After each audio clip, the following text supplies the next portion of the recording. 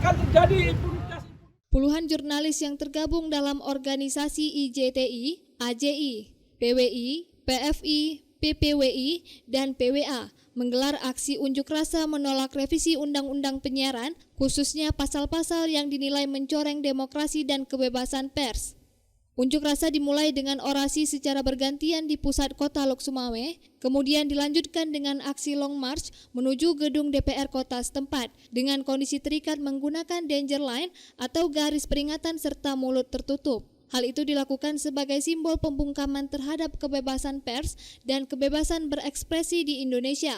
Koordinator aksi Muhammad Jafar menyebutkan dalam revisi Undang-Undang Penyiaran yang saat ini sedang dibahas di DPR RI mengandung sejumlah ketentuan yang dapat digunakan untuk mengontrol dan menghambat kinerja jurnalistik. Salah satunya terkait dengan pasal adanya larangan penayangan jurnalisme investigasi.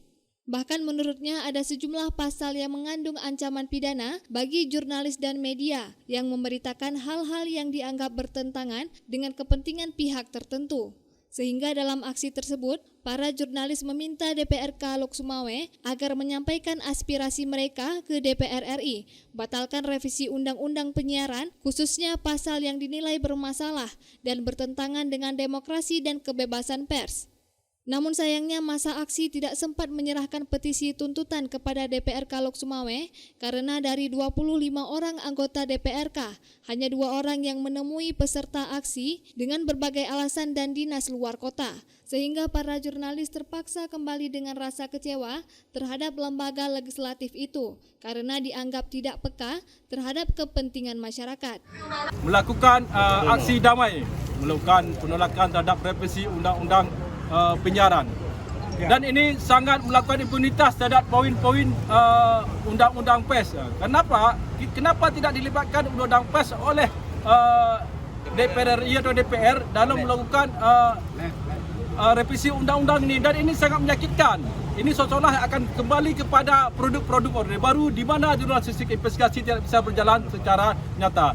Dan ini akan menjadi blunder di tengah masyarakat apabila terjadi impunitas poin-poin kebebasan pers. Dan hari ini kita merasa pelecehan terhadap dunia pers sendiri karena di gedung Dewan ini perwakilan rakyat hanya 1 orang pertama. Dan setelah sedesak baru 2 orang hadir menerima kita. Dan ini sangat menyakitkan karena kita hanya menyuarakan aspirasi rakyat di tataran-tataran masyarakat yang ingin membutuhkan informasi secara terbuka. Apabila revisi undang-undang terjadi, maka kita akan bebas melakukan investigasi untuk melakukan pemberitaan publisitas yang nyata dan betul-betul diterima oleh masyarakat di lapangan. Dan ini sangat menyakitkan dan kita harapkan seharusnya ada keterlibatan Dewan Pers atau penggiat atau pemikir-pemikir hukum, produk hukum dalam melakukan revisi Undang-Undang Penyiaran yang dilakukan oleh oknum DPR RI, balik DPR RI. Dan ini sangat disayangkan ini, apalagi di Aceh ya. Di Aceh ini konflik. Dan nggak tahu gimana kondisi hari ini di Aceh.